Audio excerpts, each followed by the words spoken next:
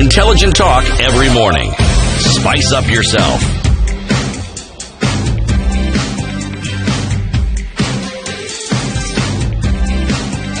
Mornings done right.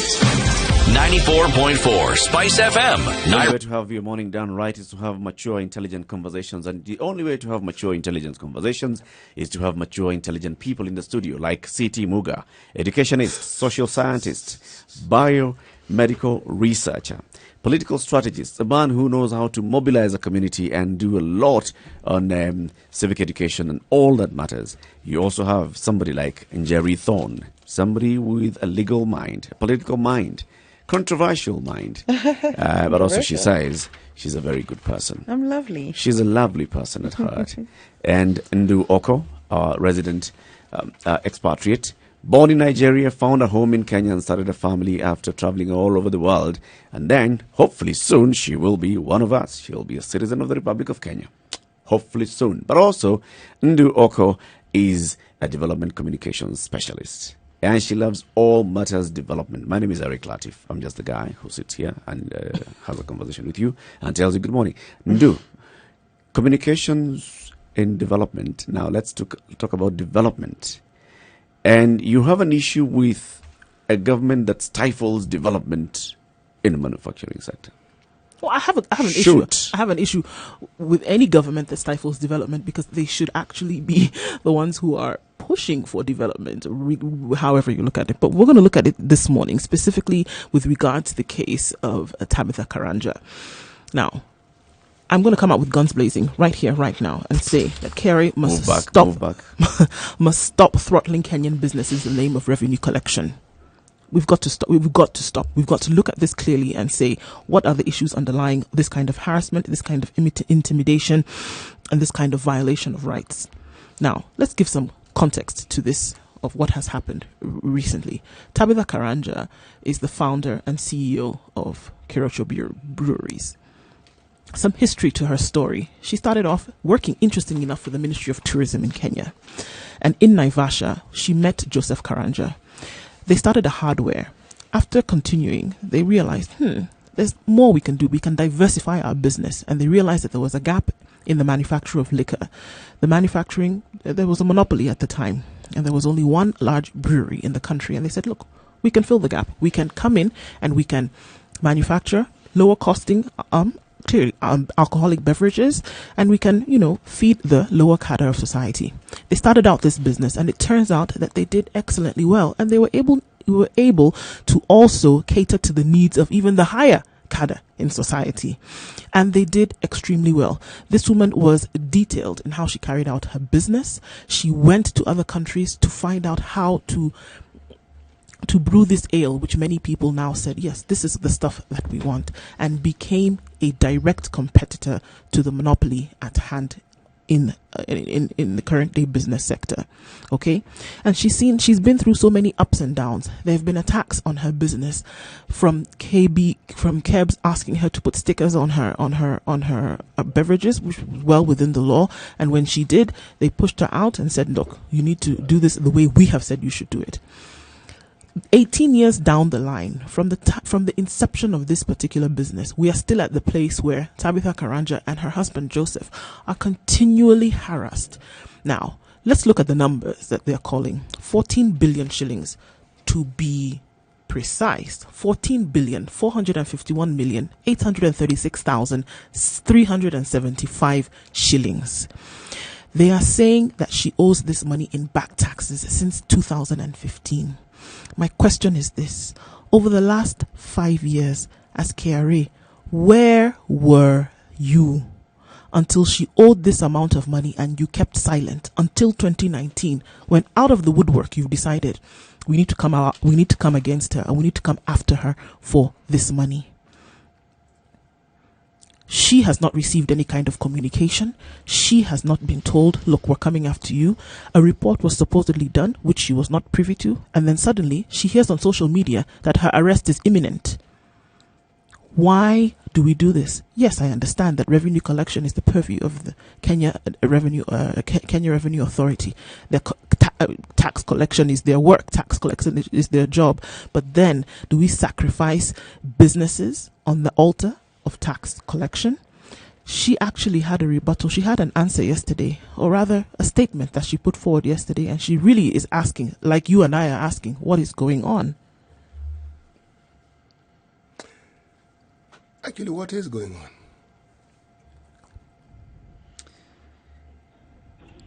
I'm shocked because I just got a letter and from the people sending me an email. I mean, on WhatsApp message. And then when I got it, I didn't believe because you think it's fake news. You think it's fake news. Then I got it from there. My financiers tried to call me and all that. And then all what I can say is that I'm shocked that I can do what I've done and then locked in my office for fake allegations. Because there is nobody who has ever come to Kiruche from DCI's office to do the early investigations, whatever they're talking about. The only case I have, and which is lying at the tribunal, it is on the dispute between us and KRA on the rate that we need to apply on the Vienna Ice vodka. We've been doing it since its innovation in 2007 July. Up to date, which is about 12 years, we've paid taxes that we believe should be paid, which is on 180 ml vodka, but not the water, which is 320 on the water. So whatever they've sent to us, even our finance people, everybody doesn't know where that information. So clearly, she's in a situation where she's saying, I don't even know what's going on. And for me, City, it said that it quacks. We quack, walk, breathe, webbed feet, wings, feathers, down feathers, all of this. It even swims like a duck. It lays eggs. The offspring have hatched. We're looking at a situation where shake down. I'm sorry. Actually, I'm not sorry, because here we are looking at a woman who had all the details in place when it came to setting up her business. Does it sound like this woman also then would evade taxes for the world to see and not do anything about it? Here we look at a woman in business when we say that we are setting the agenda for women to come up and be entrepreneurs in their own right, and then in one sector we are shutting them down completely. We're looking at a nation where we say we're developing or setting the business agenda for entrepreneurs to come up and actually lay their stake and say that they are part of this robust, what did we say it's called, emerging economy. But then we have a problem when it comes to 14 billion shillings in tax evasion, and we're saying that something else must come out of it as opposed to continuing to flourish in business. I have a big problem, and I say that yes, KRA is throttling businesses as opposed to just standing on their line and taking in the tax revenue or revenue collection that they should be focusing on. And we've crossed the line. We've crossed the line heavily in this case, and we're throttling businesses and we're killing the manufacturing associations or the manufacturing sector as opposed to developing it. And that here lies my problem. Njeri. My gut instinct tells me it's a witch hunt of sorts. Either she's sort of treading into somebody's territory business-wise, or she's upset somebody, but that's my gut instinct and my intuition. But what really stands out for me here that I thought was wrong, whether or not she has indeed invaded or, these allegations are true, is the publicity that this has received and the damage it will cause thereafter, even if she's found and cleared of all, found innocent and cleared of all charges. Firstly, for, this to be so heavily publicized without a court process having happened, already her name is tarnished, and suspicions will rise from potential lenders, for instance, if you look at it from a business perspective. But also it sends a very heavy message also to women in business. I think already there's barriers and glass ceilings and a sense of intimidation, so it's not particularly sort of inspiring for women, which is a sector that I know the government has been looking to promote, women in business. And furthermore, as a country looking to reach economic development, industrialization is probably the avenue that we should be going down, and manufacturing, of course, being central. Big agenda. Yeah, manufacturing being central to industrialization. We don't want to be publicizing the fact that we might be curtailing efforts from individuals to do so. What we want to do is encourage individuals to go into manufacturing. In fact, if anything, tax breaks should be given to encourage this agenda. So for me, I think what's most alarming at the moment is the fact that it's getting so much publicity and it's out in the open, suggesting almost that guilty as charged without trial. I think there's going to be serious ramifications of that to follow, even after. If you can imagine a lender considering, when she's borrowing money, for instance, or an investor and her name has been tarnished. But it'll be interesting to see how this unfolds. She sounds very confident of herself. She knows what is owed. She knows what case is still out there in terms of any contention she has with KRA. City, you've had issues with KRA a number of times, and you also have had issues with the manner in which some of these things are being prosecuted. If you want to take a purely conspiratorial perspective, you would ask, why is it that the people being targeted, and this one seems targeting, all seem to come from Central. There's a Karauri, there's now Karanja, there was a karaoke. So you have to ask, okay, fine, if we leave that conspiratorial aspect aside, feeding on their own, what is it that these three people have in common? They run industries that involve a hell of a lot of money. Now, so what? All businesses have money. They're not the only people who are in manufacturing. Banks. They're not banks. the only. Precisely. Why is it that people who actually trade in money, they buy and sell money, why have they not been targeted? Why have the insurance industries, why have they not been targeted? Because these people, they deal with money almost on the same scale as these people. Because they are not breaking the law, maybe. Has it occurred to you that perhaps it's because they're paying tax? Let me just continue with my argument. Go on. I haven't said, You haven't approached the subject of legality or illegality. I'm saying this. The three individuals I have mentioned, they run institutions, they run businesses that people go to out of their own volition, and it's for entertainment purposes. People don't drink because it's work. They drink to feel good.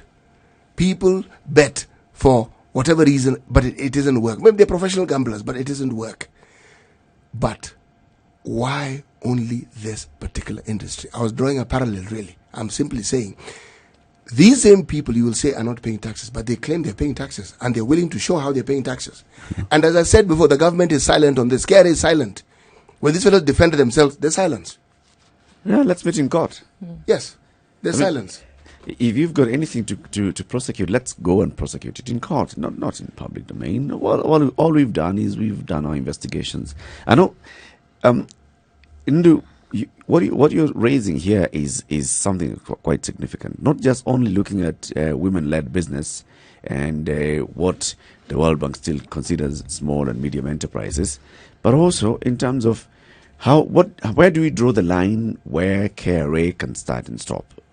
Because KRA is basically saying we've done our job.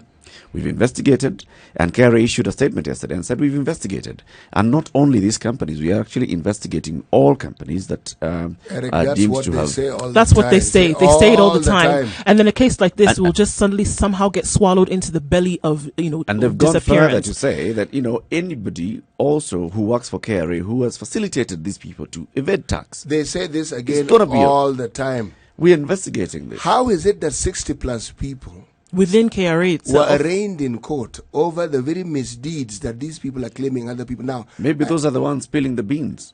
Maybe those are the ones who are stupid enough to get caught. Maybe they're the ones now who are spilling the beans and saying, okay, so I only worked on ABCD company. Look, the fish rots from the head, as it were. And you cannot tell me that these 66 are just the only people who are running into this tax evasion business in this organization, in this authority. There's no way. They're the pawns, perhaps. They're the ones that it was allowed for them to be brought to the fore and to be displayed and said, yes, we're actually working to see that even within our own coffers, that people are not, or within our own corners, rather, people are not misbehaving. Those are the ones that were put for display for the world to see that something's actually being done. But it goes higher up, it goes deeper. There is rot. There is rot, and we cannot divorce ourselves from that reality. At the same time, you cannot point outwards It's the proverbial speck versus log. You cannot point outwards and then in the same way you're destroying businesses. The amount of job loss that will come from this case alone by what just the intention that they have, the losses, the loss of jobs that will come from this, the tainted image that will come from this. I mean, it really is astronomical. Surely there can be another way. All this drama. They could have done it in a better way. Can I try and bring in sort of KRA's angle here? Because yes, the legal aspect of it. They don't have anybody speaking for them. KRA is also probably trying to set an example in terms of tax collection, and that they're, holding no prisoners. And we're talking about it. Had they done it any differently, had it been in the smaller business, we might not have been talking about it. And this, perhaps, for them is intended to act as a deterrent.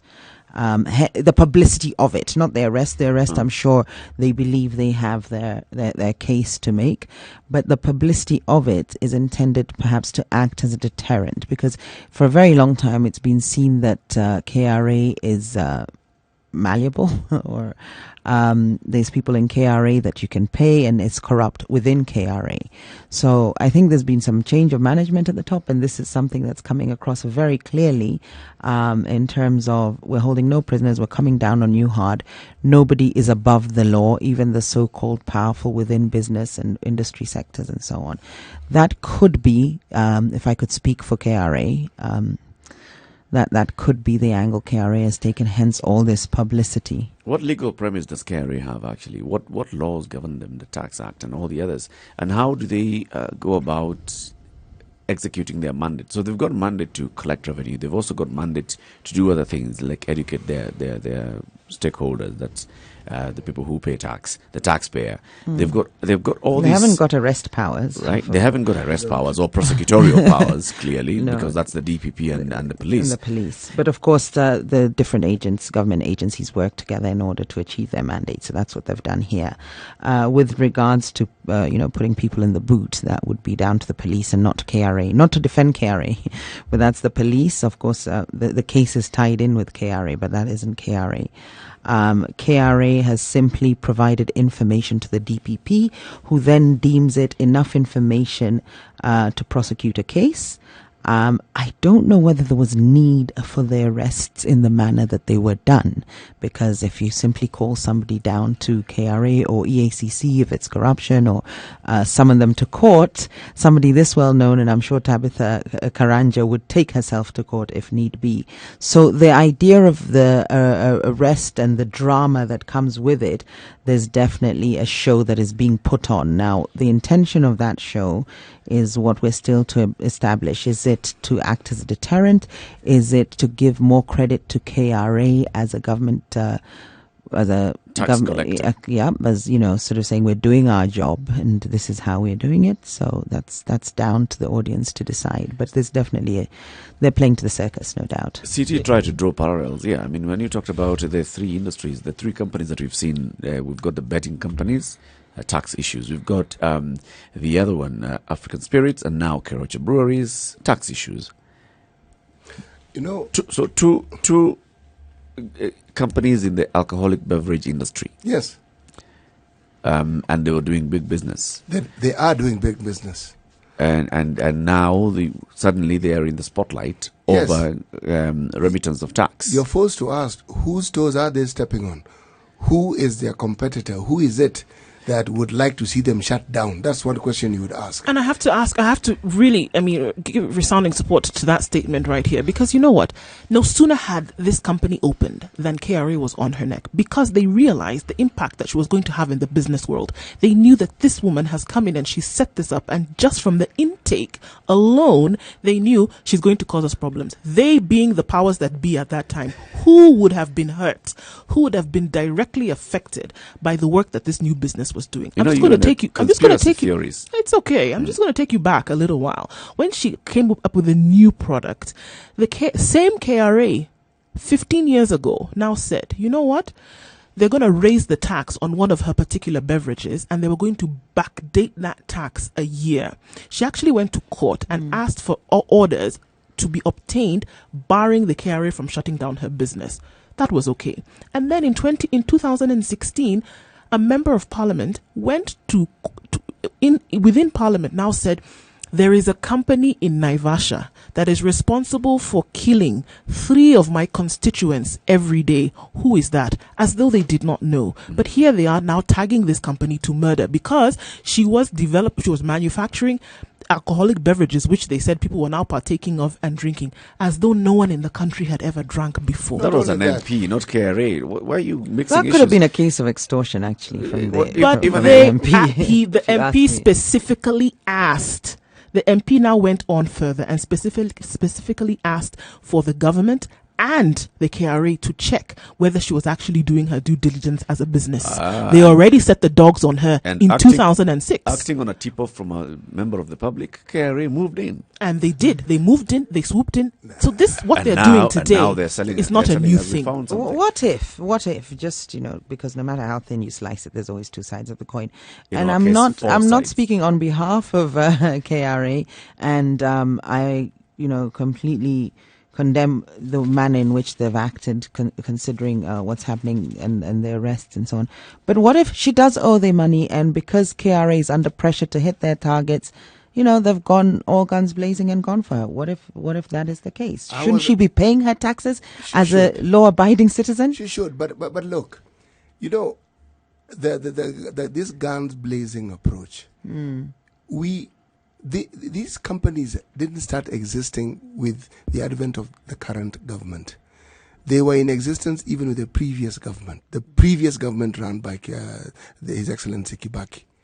And I'm drawing this parallel because during that period, we saw something quite out of this world. A situation where the leadership at KRA not just managed to meet the tax revenue collection, they surpassed it. Meaning people like the ones we're talking about, they somehow managed to get these people to pay taxes. To pay their taxes. We didn't see all this drama. People paid their taxes. There are other methods KRA can use to ensure you pay your taxes without this drama. If they want you to pay your taxes, you will pay those taxes. And it's interesting to note that all of this hullabaloo is coming at a time where mentioned by Joseph Karanja himself that they're just about to release 3 new products into the market that clearly they think is going to shake up a storm in terms of its consumption. Now, you cannot ignore such a thing. I think it's sabotage, personally, intuitively, but that's neither here nor there. I mean, think about it, Eric. Think about it. Here you are talking about developing a country, encouraging investors. These are investors. Investors don't have to come from some other country to be an investor. And the investment is massive. Whatever it is that they're doing has been above board. The query here is taxes. And you cannot tell me that the only way KRA can collect taxes is to proceed in the manner they've been proceeding. No. As Ndu continues with her conspiracy theories as well, we'd love to hear your feedback on this matter. 0719-012-600. That's 0719-012-600. Our SMS number is 40127. Also, we posted this conversation online on our social media handles. Spice FM KE on Facebook and Twitter. And that we're taking your comments and your feedback on this right now. As you call, we'll pick up your calls. The issue that I was telling you, Ndu, is you brought in conspiracy theories left, right, and center, and you've said this is a shakedown. Number 1, you've said number 2, this is stifling local enterprises. Number 3, you've not said it, but you've actually implied that the big 4 agenda, one of them is one of the pillars is manufacturing. Yes, it is. And here we have manufacturers, actual, not just people who are importing to sell. Manufacturers in Nairobi, in Thika, in Naivasha, being taken to court on account of not paying tax. And you think that the government is shooting its own foot? Yes, I would think so. You think you can't in your conspiracy, you think that on one hand we are saying let's promote manufacturing, and then on the other hand we're saying let's kill manufacturing? You can't on one hand get the entire country to feed into a particular initiative such as the Big 4 agenda, for example, and then you have agencies within that government who also have the mandate to push the agenda. Now, stifle it. And I'm calling out KRA on this 100%. Whether they are actually following their mandate or whether they are actually being used by someone else to push another agenda, which then would be stifling this particular business. Whether they're being used or whether they're the actual ones. Number two, KRA, if this money, 14 billion, they did not know about it yesterday. If it is actually the amount, they knew about it for a very long time. And you cannot tell me that the conversations between Keroche and KRA were not ongoing. Let's say she does owe the money. Do you think that it's only now she's going to enter into negotiations with KRA and say, please allow me to pay today, tomorrow? No. These are conversations that were definitely taking time. But more importantly, is she the only one who owes KRA money? It's a question of people owing KRA money. Thank you very much. Thank you. And no, she's not. That's why you're seeing more than one company being taken to court. And if we look at another side of it, we saw the other day that KRA by 2020 they have a target of 6.1 trillion shillings. They have to make this money. So now are they going to use some clandestine and ad hoc activities to make sure they get that money in? You can't throw the baby out with the bathwater. You can't. You are looking for money, and then at the same time you want to throw away that thing which eventually is still going to feed you. Are they not have we more lost likely it? to beat their targets if they encourage such an industry to do more business? You would say, please carry on and do your business. That way we would make the money. The more money you these would industries think that make, they would the want more to do money that. KRA makes. There, and it makes sense, Jerry, doesn't it? In all the conspiracy theories that we know we are trying to advance this morning, even if you stand on the side of KRA in this case, so yes, you're executing your mandate, you're doing your job. It's the how. In terms of KRA collecting taxes, this could be an avenue to do so, in that you encourage others to make sure they pay their taxes. So, and I really think that is the angle, especially with the publicity behind all of this. KRA, it's not just Tabitha that we've seen them target and publicize highly. So there's a number of people they're going for, and I can't see any connection other than the fact that we mentioned they're all Kikuyu. I can't see any connection in terms of industries with these guys. So whether it's Humphrey, or was it Humphrey Karaoke? Yep. There's been a number that have gone for. So I think what they're trying to do is maybe use this as a mechanism to get people to pay their taxes. They do have a very high target to hit. There's a lot of debts. We need the money as a country. So this blunt instrument approach is the best way of getting people to pay their I think some money is, I think, where there's smoke, there's fire. Some money is owed by Keroche Industries. No and doubt. I don't think, if that is the case, I don't think she was mum about it. Yes, I'm playing devil's advocate here because we do need to hear the other side. We can go for KRA. I'm against what they've done. I've stated that, they've messed her reputation, tainted her image. It could affect her access to credit in the future to investors from, whether locally or internationally. So the way they've gone about it, the publicity and the media collaboration in this is also something you've got to question where, media responsibility. Again, why is media allowing KRA this platform to play this out? But for the sake of argument and so that we can try and understand what angle KRA is coming from and their approach to this, maybe we can try and see what their intentions are. And I think maybe this is a mechanism to scare people into action, in that this could happen to you if you're not paying your taxes, because it's impossible for KRA to get everybody that's avoiding or evading tax, because you're allowed to avoid tax, but you can't evade tax. Let's see the case that's presented in court against this particular manufacturer. And we're taking your calls on this 0719, 0719-012-600, 0719-012-600. This is a Situation Room in the morning. You are with me, Eric Latiff, and the awesome threesome, CT Muga, Njeri Thorne, and Ndu Okoh, who is saying KRA is basically killing local business. It's 6:30. 27 minutes to 8 o'clock. I had said it's 6:30. It's actually 7:30. 27 minutes now to 8 o'clock. This is a Situation Room right here on Spice FM. You are with me, Eric Latiff, Ndu Okoh, Njeri Thorne, CT Muga in the studio. Ndu is asking the question, no, not asking, actually stating so vehemently that KRA, by the arrest of Keroche Brewery's directors, is actually killing local manufacturers. And we are taking your calls this morning. We'd like to hear what you think. We've got a call on the line. Hello, good morning. Hello, this is Lydia. Yes, Lydia, good morning. Yeah, good morning. You're right. KRA is killing businesses.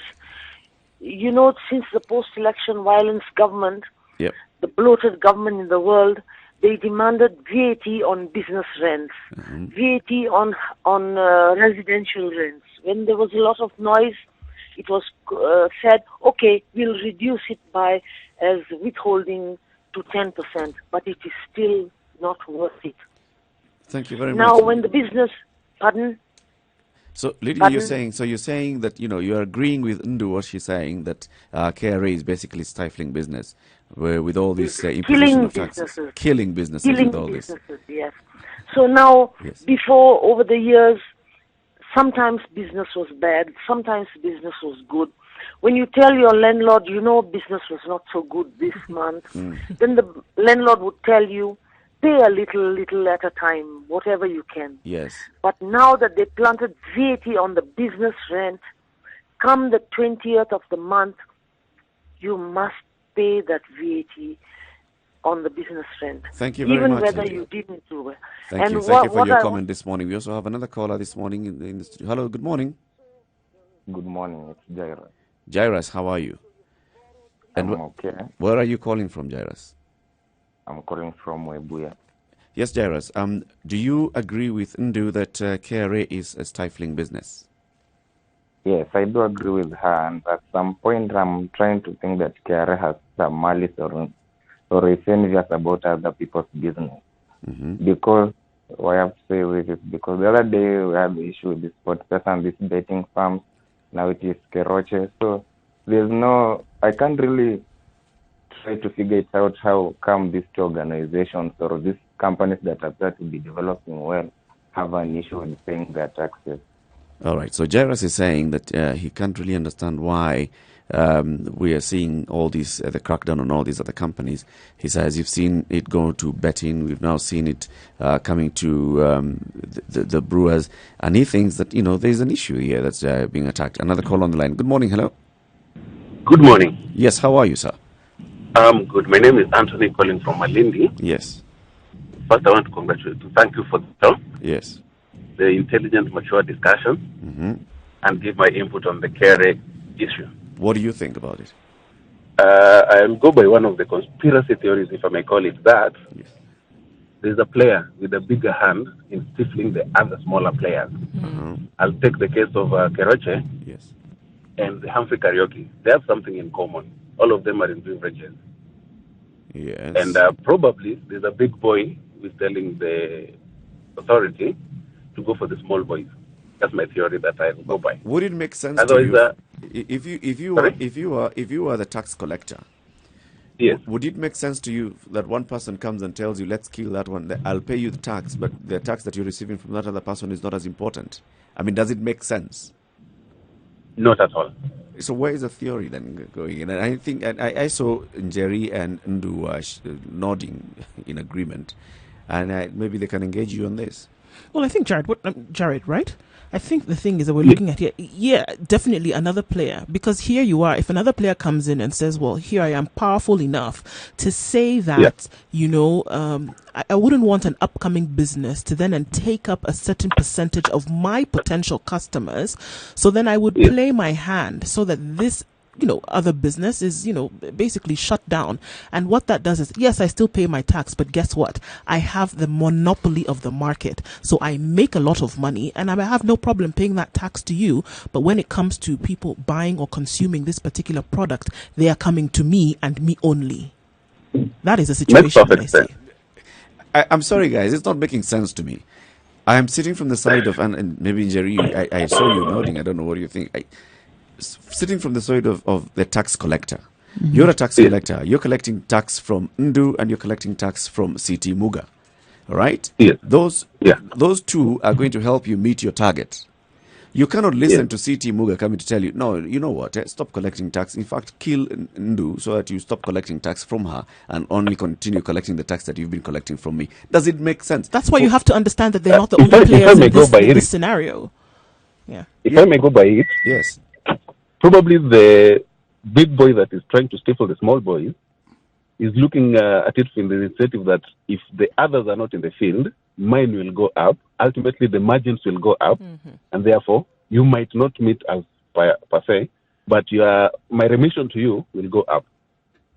the ideal situation the authority could have done is go to the small boys, negotiate with them. They have something in the act, I can't simply state which section, that allows them to negotiate. If I have a tax burden or a tax due amount of maybe 1 billion, we can come to an agreement with our lawyers, of course, and say, I'm going to remit it in these installments, maybe take 10 years or 5 years to do that. Okay. The ideal situation would have been, they go to Keroche and tell them that now it's 41 billion or 14 billion, then you're going to do it in these installments, and then they come to an agreement. That would have made it better than throwing, as I had one of the panelists say, the baby with the bathwater.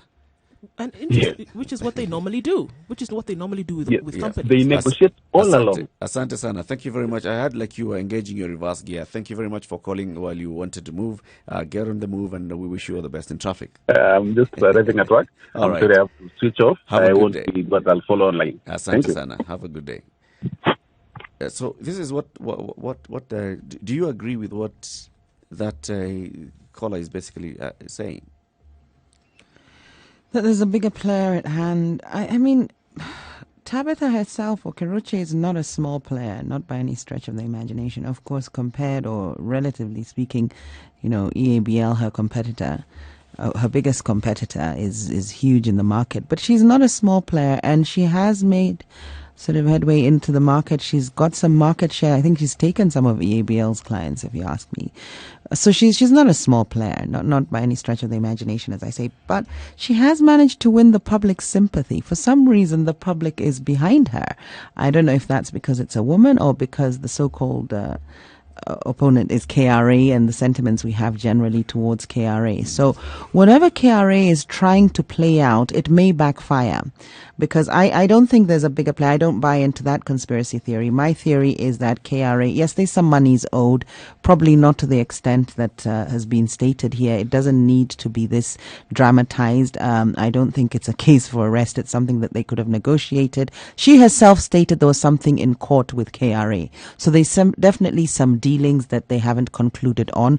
And what I think is KRA has trumped up these dealings in terms of what might be owed, what possibly could be owed, and gotten the media involved. And there was no need for that. I think what KRA again was trying to do was show that they're coming down seriously on any tax evaders. Now, in this case, it might backfire on them because they're losing the sort of likability factor, trust and confidence from the public, because the sympathy vote is going to Tabitha. That's the general sentiments, even online. If the issue that we're discussing was appearing in our papers in the media for the first time, or the trend that we're seeing was appearing for the first time, then there's a way in which you could look at this. But a lot of the discussions and what's fueling the conspiracy factor is that these are things that have been seen before. And the KRA has been used as an instrument, as a tool to further specific interests. Because when KRA simply goes by their mandate, I gave the example of the previous government, when all they were doing was focusing on collecting taxes. They collected taxes and they encouraged business. Now, when collecting taxes becomes a political issue, it becomes drama in the papers, it becomes issues of constant cat and mouse, then it raises the question. Even when, if you didn't want to raise the question, you'd ask, why are we being subjected to all this drama? Because it is completely unnecessary. Again, maybe the Director of Public Prosecution, that's his style. He believes that everything must be publicized, everything must be in the papers to show that they are doing something. But why must you show us you're doing something? Just do something. Well, they have been criticized of not doing anything when they were doing things, and now they're doing things. Not communicating what they're doing. So if we're to follow your line of thought, maybe they're just sort of... But the reason why that comes to the fore, Njeri, is because the argument is, yes, we see people arrested, yes, we see them going to court, but we never see anybody being jailed. And the onus is on the judiciary for that. That's where the bottleneck is. It's the judiciary. And that's why you heard the president say, "Mnataka nifanye nini?" Because it moves. Do you remember? Nowhere. Because, yes, I mean, once you get to the judiciary, remember, we've got a separation of powers under the new constitution. So you've got the executive, the legislature, and the judiciary. And yes, there's sort of checks and balances between them, but one can't tell the other what to do per se. So Is if that the judiciary absolutely is compromisable, which has proved to be, we've seen quite a few cases where judges are being compromised, cases are not going through. How can you then say the government is not fighting corruption, or is KRA is not collecting taxes, or I was referring to perception. If the judiciary is the bottleneck. I was referring to perception. The question was raised, I responded, and I said, what is perceived? People expect arrests to end up with jail terms. Right. Yes. Now, if that doesn't happen, yes, then we come to the debate, who is responsible for ensuring people get jailed? The judiciary comes into play. And indeed, yes, the judiciary have been pointed out as the culprits. We've even had judges who've actually been removed from office. And maybe that's why the DPP needs to sort of highlight and really publicize what he is actually doing, because people don't feel anything is done unless there's a conviction. People don't feel that the DPP is doing anything unless there's the conviction. They don't feel the EACC is doing anything unless there's a conviction. So sometimes to inform the public, they say, look, this is what we've done. We're actually making arrests. We're going out there. We're coming up with cases, but there's a bottleneck in the judiciary. So maybe they're just communicating to us. Let me just break in here and bring in some conversation that's from our listeners. Also our viewers, www.spicefm.co.ke. Our Facebook page is SpiceFMKE and our Twitter handle SpiceFMKE. On Facebook, Hardy Jerry says, you don't arrest people like Tabitha. They should have summoned them. Of course, they'd have responded. Absolutely. Jordan Boro says, to understand all this saga, why not invite Keroche and KRA management so that we can learn from both sides? Paying taxes is a must for all Kenyans, but KRA on their part should handle issues without a second party on the line. Yeah, and of course Tabitha, let's be honest, she's also been an inspiration to many, women, and she's managed to break into quite a difficult industry and do very well. So it's a shame to sort of tarnish her name as well. She's been an inspiration to a lot of people, a lot of women especially. I interrupted you, and you wanted to say something? Well, I was going to say, I think there's a way to do things, and if there's going to be a standard way of doing things, then KRA as an authority then needs to push the standard of doing things. If or even the office of the DPP, we have cases. I mean, in court, whether it's fraud, whether it's corruption, etc., and they have all this information, glaring information, and actually beforehand that you're going to be summoned or you're going to be called upon. And I think one of the things that Tabitha said very clearly is that, look, I'm hearing all of this on social media. Nobody has contacted me. Nobody has talked to me directly or said we have this issue and we're going to bring you to book about it. And I would think that was something that they would or should do. You can't. Somebody cannot. Everybody's talking about you or there's discourse about you and your business and how you've defrauded the government basically, and you have no idea about it. Such a huge case has been built against you, and KRA itself has not, sent you a notice or said, we're going to be following up in this manner or the other. I think there should be a way of doing things, and I think this should be followed. If we've already established the fact that there is money owed or there is some kind of conversation or agreement that has been upheld between the two parties, then there should be an MO. There should be a modus operandi in terms of how things would be played out. That is Ndu Okoh. She is very passionate when it comes to matters of development and communication and proper communication.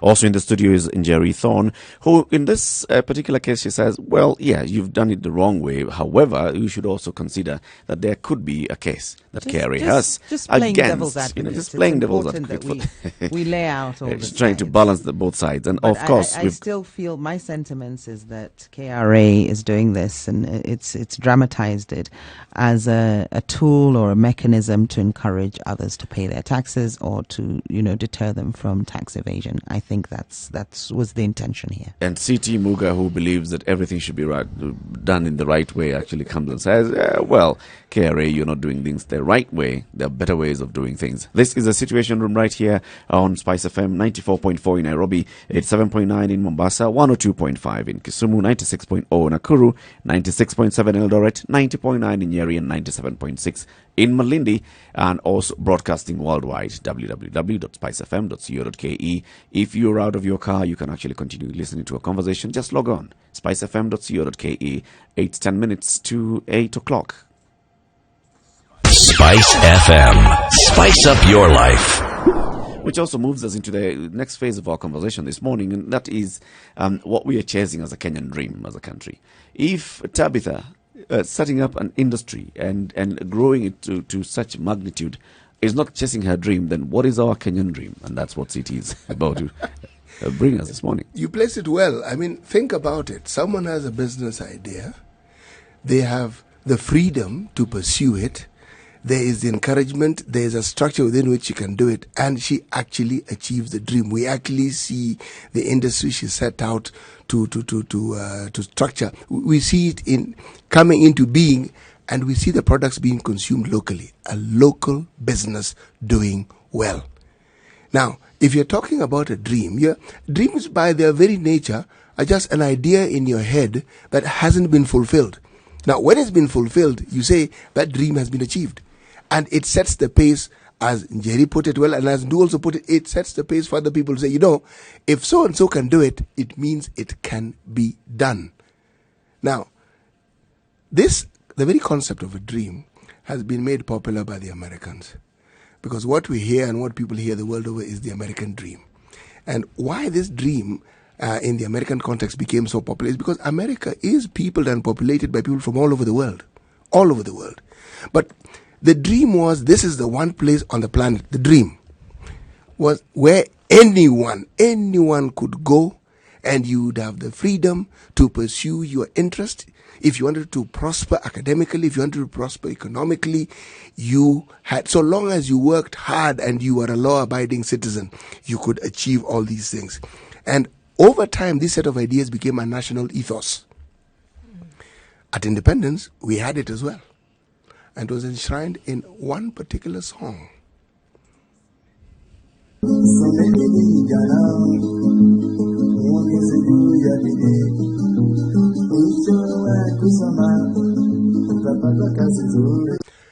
Yes, if you look in details of the lyrics, same thing.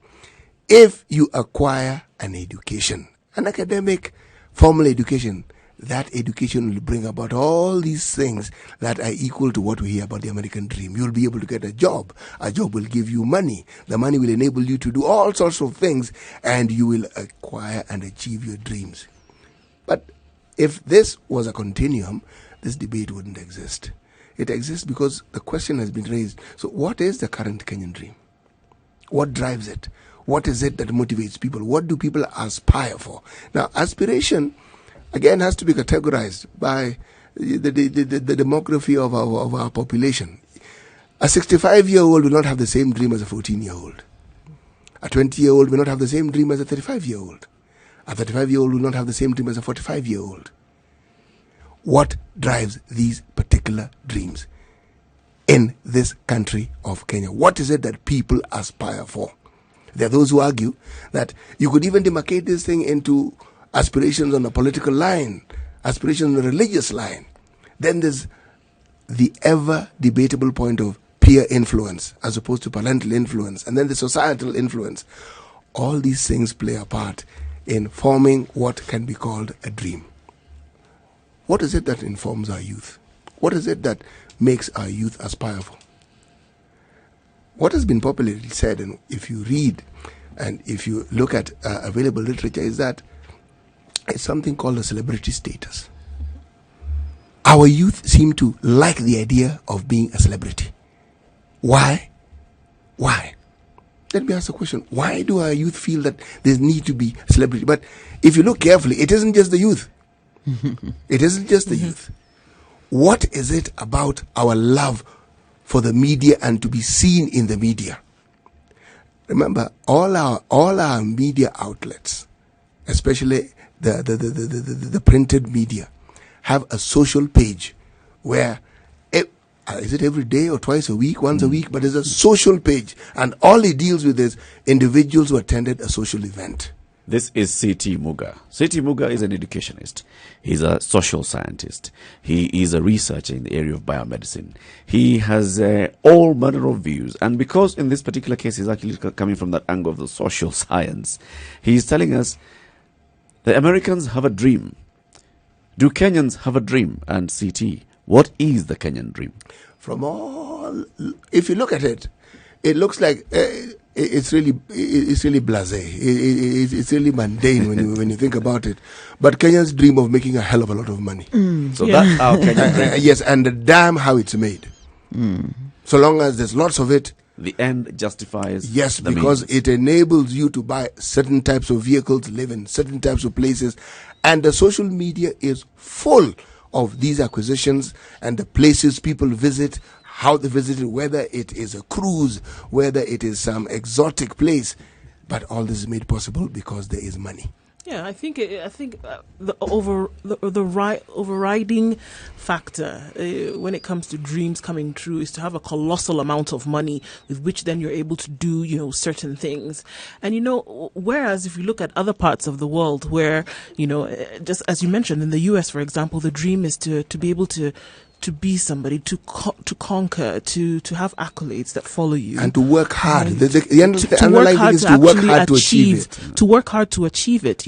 I left my parents' house when I was 18 years old and went across the country, that kind of thing, and I made it to Hollywood where I became an actor. I put myself through school with $700 in my pocket. You hear those stories. The rags to riches story. The rags to riches story. And now I am an acclaimed globally. Everybody knows who I am. I mean, you have celebrities who sang things like this. You have people like Jennifer Lopez who put it in her music, and she said, don't be fooled by the rocks. I'm still Jenny from the Bronx. Things like that. So you have people who, they've come from, and now this is where they have been somebody. But I look at this part of the world where you like to call, I don't want to say it because Njeri might just pinch me. Emerging economy. Where you've called the third world, and really There's for a no lot such thing of as third world countries. a lot for the dream really is, it's not about moving. It's really about having money. It's about having money then to be able to do this. Because once you have money in your pocket, it's been said. If we look at Kenya, for example, once you have money in your pocket, there's nothing you cannot do. Whether it's beating the law, whether it's buying, amassing more and more wealth through this financial investment that you've actually gotten. And I think the dream does vary from age group to age group, but the ever-present factor, the underlying theme, is money. You're talking about rags to riches. Get rich. Yes, in Kenya, it seems it's not even rags to riches. It's civil servants to riches. Because if you look at the class, forget the business class of Kenyans of Asian origin, okay, those were business class right from antiquity. If you look at Kenyans, so-called native Kenyans, who are considered to be wealthy, without an exception, they were all civil servants. All. And many of them did not do anything illegal. Let me just state it as a fact. They didn't do anything illegal. The times and the law allowed them to do what they did to enable them to become wealthy. Some may have skirted thinly on the tightrope of probity, but they didn't really do anything wrong. But what we have now amounts to blatant theft. Njeri's cheeks have turned. And she's been itching to speak. I think what we need maybe to examine is what drives our dreams, what underpins our dreams. And there's been a shift with what I would say are our values and our value system. We've moved from an intrinsic value system where what mattered was, integrity, honesty, loyalty, family, things that are within, and now they're extrinsic. So it's outward looking. It's more, we look for that external validation, and that becomes, it forms the core of what our dream is about. That's why we talk about wanting celebrity status, wanting to be seen, that external validation, wanting money so that you can buy a car, so that other people can see it. So that's what seems to have happened since that song of Nilikuwa Kijana. Yes. Because then it was all about hard work and I made it. Almost like the American dream, the rags to riches dream. But now what's happening is we don't care how we make it. What's important is that other people see us having made it. Having made it meaning acquiring material wealth. That acquisition is seen as, sort of success in this country. So we've even stopped looking at intellectual pursuit as sort of an avenue for success, because nobody can see that. No one can actually see your intellect unless it materializes through the materialistic things that you buy. So I think it's a question of value systems, and maybe what we need to question further is what is informing our value system. Is it religion? because there's a lot of prosperity teaching too. That's changed, that's shifted. Is it media? Because we're now consuming a lot of sort of Western media, a lot more than we did previously. Maybe that's what we need to look into. So we are looking at Kenyan Dream this morning, and CT Muga is telling us the Kenyan Dream is get rich quick. Get rich quick. That's what he thinks is the Kenyan Dream. Well, CT Muga is actually advancing that theory this morning, and he's used this song.